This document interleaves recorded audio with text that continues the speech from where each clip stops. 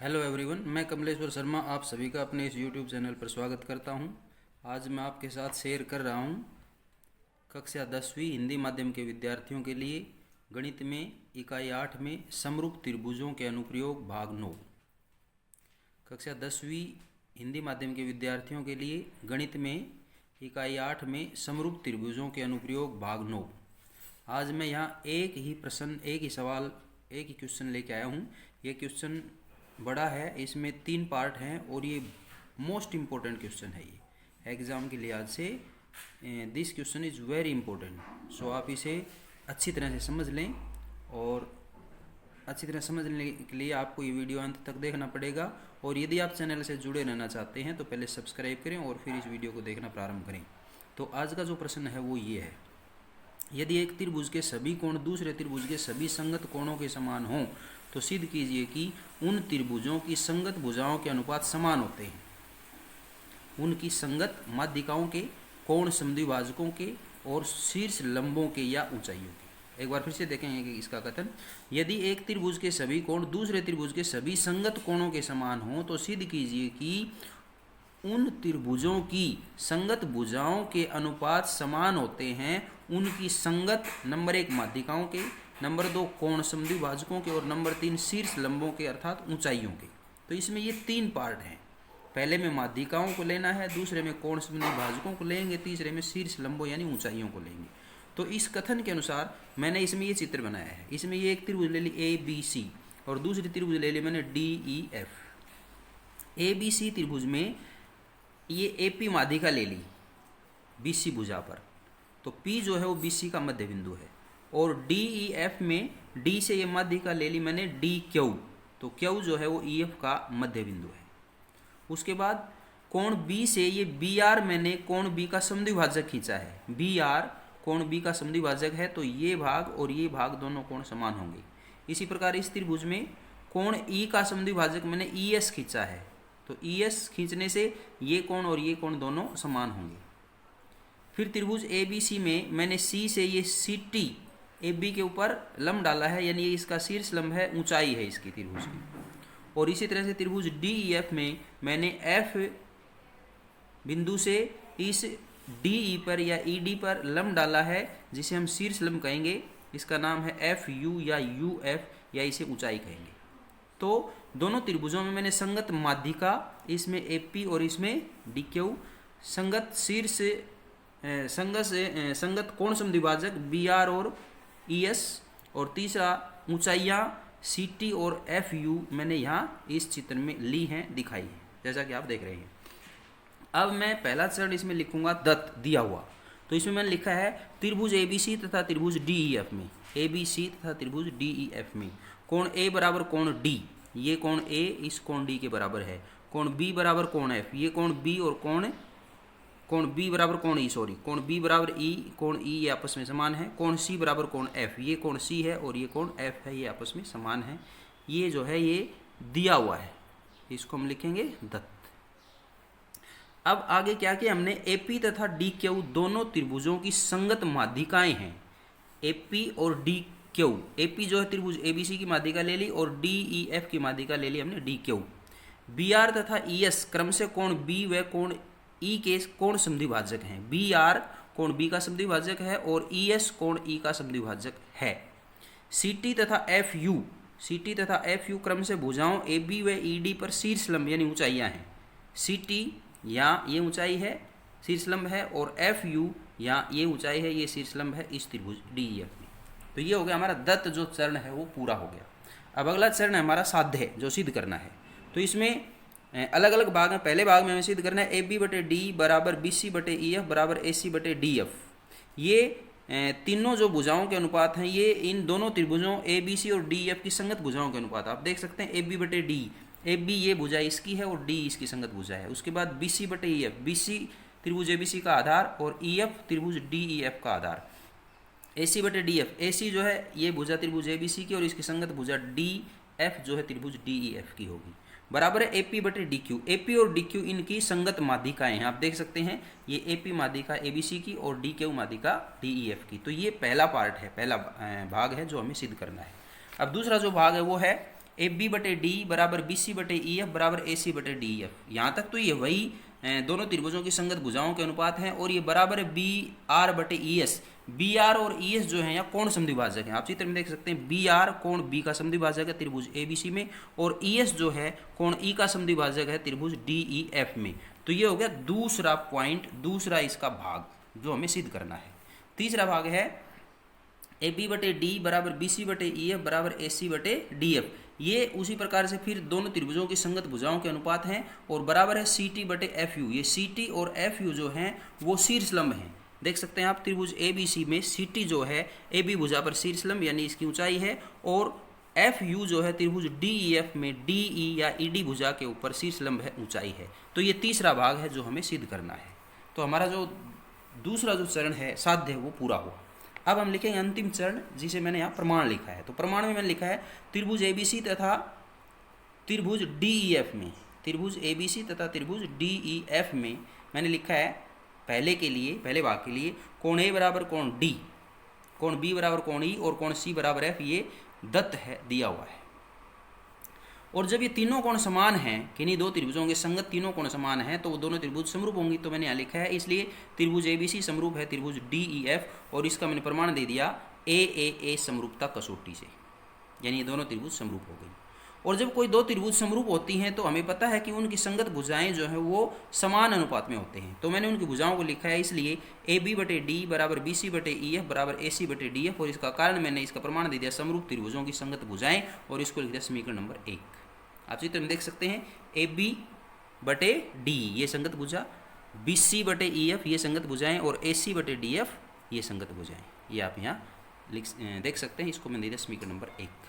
आगे मैंने लिखा है क्योंकि ए पी तथा डी क्यू क्रमशः त्रिभुजों ए बी सी तथा त्रिभुज डी ई एफ की माध्यिकाएं हैं। ए पी और डी क्यू जो हैं वो ए पी तो त्रिभुज ए बी सी की माध्यिका है, और डी क्यू जो है त्रिभुज डी ई एफ की माध्यिका। ये आप यहाँ देख सकते हैं ए पी त्रिभुज ए बी सी की माध्यिका है, और डी क्यू जो है त्रिभुज डी ई एफ की माध्यिका है।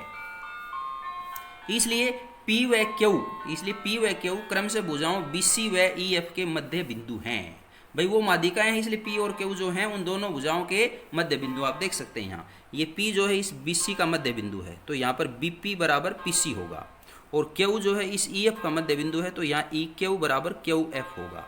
यहाँ आप इस चित्र में देख सकते हैं, ये मैंने लिखा है इसलिए बी पी बराबर पी सी तथा ई क्यू बराबर क्यू एफ। और क्या लिख सकते हैं, बी सी बराबर दुगुना बी पी, यानी बी पी का दुगुना 2 बीपी, बीसी बराबर 2 बीपी या बराबर 2 पीसी, क्योंकि बीपी और पीसी दोनों बराबर है, बीसी उनका दुगुना है, तो इसको हम लिखेंगे बीसी बराबर 2 बीपी बराबर 2 पीसी। आप देख सकते हैं ये बीसी पूरी भुजा है, बीपी आधी है, पीसी आधी, ये दोनों जो है बीसी की आधी होंगी, या बीसी जो इन दोनों की दुगनी होगी। आगे में लिखा है ई एफ बराबर 2 ई क्यू बराबर 2 क्यू एफ, यानी बी एफ जो है वो ई क्यू और क्यू एफ दोनों की दुगनी होगी, क्योंकि ये दोनों आधे आधे भाग देख सकते हैं आप। ये ई एफ पूरी भुजा है और ई क्यू आधी है, क्यू एफ भी आधी है। तो आगे देखेंगे ये मान, यानी ये जो मान हमने यहाँ लिखे हैं ये समीकरण 1 में बी सी व ई एफ के स्थान पर रखने पर, इन दोनों मानों को जो समीकरण 1 है उसमें हम बी सी व ई एफ के स्थान पर रखेंगे। तो समीकरण 1 यहाँ है, ये आप देख सकते हैं, ये यहाँ है समीकरण 1, ये समीकरण 1 है, इसमें बी सी और ई एफ की जगह यहाँ रखेंगे। तो यहाँ रखेंगे तो ये ए बी बटे डी, तो ये यूँ का यूँ आ जाएगा ए बी बटे डी बराबर बी सी के जगह लिखेंगे ये 2 बी पी, और बटे ई एफ के जगह रखेंगे ये 2 ई क्यू, ये लिख दिया।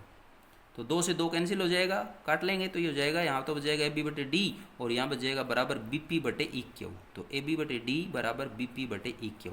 आप चित्र में देख सकते हैं एक बार, ए बी बटे डी तो ये भुजाएं होगी, और बी पी यहाँ तक की भुजा और ई क्यू यहाँ तक की भुजा। आगे क्या लिखा मैंने देखा, और कोण बी बराबर कोण ई ये दत्त है। कोण बी यहाँ देखेंगे, कोण बी बराबर ई, सॉरी यानी कोण बी बराबर ई यहाँ है, दत्त है जो कि दिया हुआ है।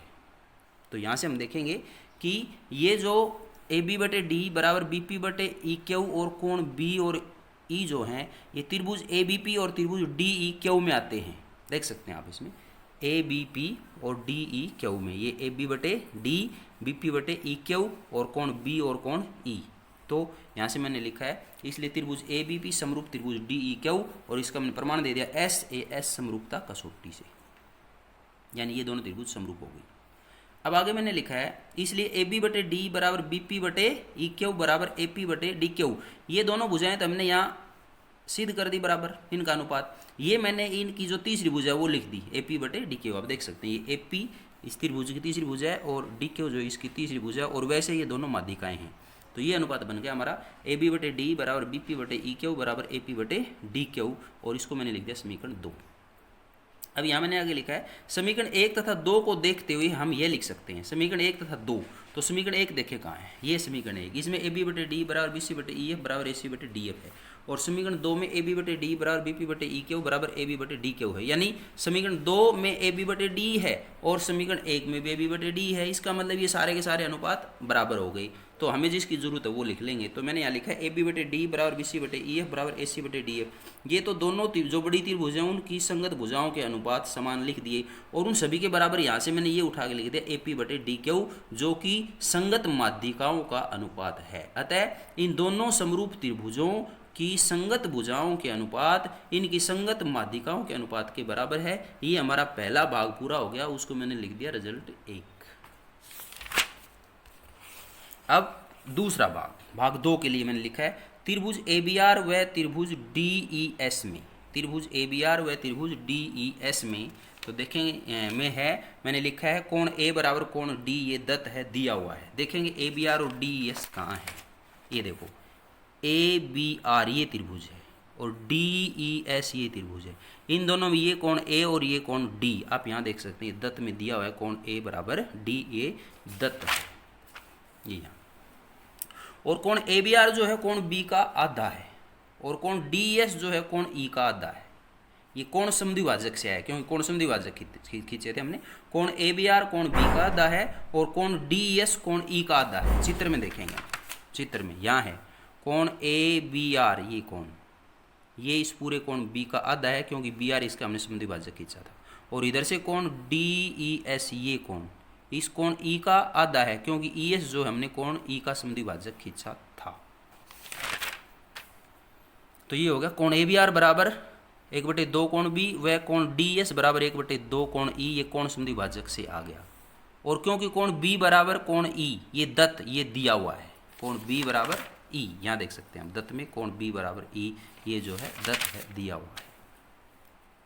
इसलिए कोण ए बी आर बराबर कोण डी ई एस, इसलिए ये जो क्योंकि बी और ई दोनों बराबर हैं पूरे कोण, और ये जो है इनके आधे आधे कोण हैं ए बी आर और डी एस, तो जब ये पूरे बराबर हैं तो इनके आधे आधे भाग भी बराबर होंगे। इसलिए ये हो गया कोण ए बी आर बराबर कोण डी ई एस, कोण ए बी आर बराबर कोण डी ई एस। तो यहाँ से आप चित्र में देखेंगे एक बार, कोण ए बी आर ये कोण है और डी ई एस ये कोण है, और ये कोण दोनों में बराबर हैं ए डी। तो त्रिभुज ए बी आर और त्रिभुज डी ई एस दोनों जो हैं इन दोनों संगत कोणों के बराबर होने से ये दोनों समरूप हो जाएंगी। तो मैंने यहाँ लिखा है अतः त्रिभुज ए बी आर समरूप त्रिभुज डी ई एस, और इसमें कारण लिखा है मैंने ए समरूपता कसौटी से, यानी ए समरूपता कसौटी से ये दोनों त्रिभुज समरूप हो गई।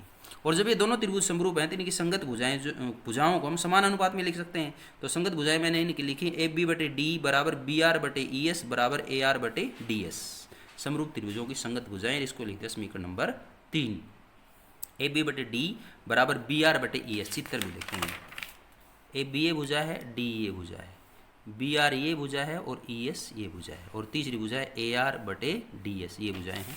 तो आप ये देख सकते हैं ए बी बटे डी बराबर बी आर बटे ई एस बराबर ए आर बटे डी एस, और ये हो गया समरूप त्रिभुजों की संगत भुजाएं समीकरण नंबर 3। इसको मैंने समीकरण नंबर 3 दिया है। अब यहाँ मैंने लिखा है ए समीकरण 1 तथा 3 की तुलना करने पर, 1 तथा 3 की तुलना पर, तो 3 ये है ए बी बटे डी बराबर बी आर बटे ई एस बराबर ए आर बटे डी एस। तो समीकरण 1 ये है, समीकरण 1 यहाँ ए बी बटे डी बराबर बी सी बटे ई एफ बराबर ए सी बटे डी। तो इन दोनों को देखने पर हमें ये दिखाई दे रहा है कि ए बी बटे डी समीकरण 1 में भी है और ए बी बटे डी समीकरण 3 में भी है। तो ए बी बटे डी दोनों में कॉमन है, इसका मतलब सभी अनुपात आपस में समान हो गए। तो इससे हम ये लिखेंगे ए बी बटे डी बराबर बी सी बटे ई एफ बराबर ए सी बटे डी एफ। ये तो हो गया दोनों बड़ी जो त्रिभुजाएं ए बी सी और डी एफ उनकी संगत भुजाओं के अनुपात समान हो गए, और बराबर यहाँ से हमने ले लिया ये बी आर बटे ई एस जो कि कोण समद्विभाजक हैं। तो ये बन गया ए बी बटे डी बराबर बी सी बटे ई एफ बराबर ए सी बटे डी एफ बराबर बी आर बटे ई एस। और ये हमारा दूसरा जो है परिणाम आ गया, दूसरा भाग यहाँ पूरा हो गया, इसको मैंने लिखा रिजल्ट 2। अब तीसरा भाग में मैंने लिखा है त्रिभुज ATC तथा त्रिभुज DUF में, त्रिभुज ATC तथा त्रिभुज DUF में कोण A बराबर D ये दत्त है, दिया हुआ है। तो ATC और DUF कहाँ है, चित्र में दिखेंगे। त्रिभुज ATC ये त्रिभुज है और त्रिभुज DUF ये त्रिभुज है। इन त्रिभुजों में ये कोण A और कोण D ये दोनों बराबर हैं, ये यहाँ दिए हुए हैं कोण A बराबर D दत्त में। और आगे क्या लिखा है, कोण ATC बराबर कोण DUF, कोण ATC बराबर कोण DUF ये प्रत्येक कोण 90 अंश। क्यों? क्योंकि CT लंब AB के ऊपर डाला हुआ है और FU लंब ED पर डाला हुआ है। तो ATC और कोण DUF देखेंगे कहाँ है, कोण ATC ये है, कोण ATC यहाँ ये कोण, और कोण DUF यहाँ ये कोण है। तो ये CT इसके ऊपर लंब डाला है तो ये 90 अंश कोण, और FU यहाँ लंब डाला है तो ये भी 90 अंश। तो प्रत्येक 90 अंश हो गए, तो ये भी दोनों बराबर हो गई। अब इन दोनों त्रिभुजों में ATC और DUF में दो कोण संगत कोण बराबर हैं, तो यहाँ AA समरूपता कसौटी से त्रिभुज ATC समरूप हो गया त्रिभुज DUF। और जब ये दोनों त्रिभुज हैं तो इनकी संगत भुजाओं को हम समानुपात में लिख सकते हैं। तो भुजाएं मैंने लिखी 80 बटे DU बराबर TC बटे UF बराबर AC बटे DF, और इसका कारण लिख दिया समरूप त्रिभुजों की संगत भुजाएं। और समीकरण नंबर 4 आप चित्र में देख सकते हैं, 80 बटे ये DU बराबर TC बटे UF बराबर AC बटे DF, ये आपस में समान हो गई। तो इसको लिख दिया समीकरण नंबर 4। अब समीकरण 1 व 4 को देखते हुए हम लिख सकते हैं। अब समीकरण 1 और 4, तो 4 में ये है 80 बटे DU बराबर TC बटे UF बराबर AC बटे DF, और समीकरण 1 में है हमारे पास ये 1 है समीकरण AB बटे D बराबर BC बटे EF बराबर AC बटे DF। तो AC बटे DF यहाँ समीकरण 1 में भी है और समीकरण नंबर 4 में भी AC बटे DF, यानी एक एक अनुपात इनमें समान है, तो ये सभी अनुपात आपस में समान होगी। तो यहाँ से ये बन जाएगा AB बटे D बराबर BC बटे EF बराबर AC बटे DF। ये तो हो गया त्रिभुज ABC और DF की संगत भुजाओं के अनुपात आपस में समान, और इसके बराबर हम यहाँ से ये लिख देंगे TC बटे FU या CT बटे FU, ये जो हैं ऊंचाइयाँ हैं, शीर्ष लंब है। तो ये बन गया AB बटे D बराबर BC बटे EF बराबर AC बटे DF बराबर CT बटे FU, जो कि हमारा तीसरा परिणाम है। तो ये पूरा हुआ यहाँ पर इति सिद्धम। आज के लिए बस इतना ही। आपको ये वीडियो अच्छा लगा हो, समझ में आया हो, तो आप इसे लाइक करें, शेयर करें, और चैनल से जुड़े रहने के लिए, आगे आने वाले वीडियोस देखने के लिए, सिलेबस कंप्लीट करने के लिए और एग्जाम में अच्छे से अच्छे मार्क्स प्राप्त करने के लिए आप चैनल को सब्सक्राइब करना ना भूलें। धन्यवाद।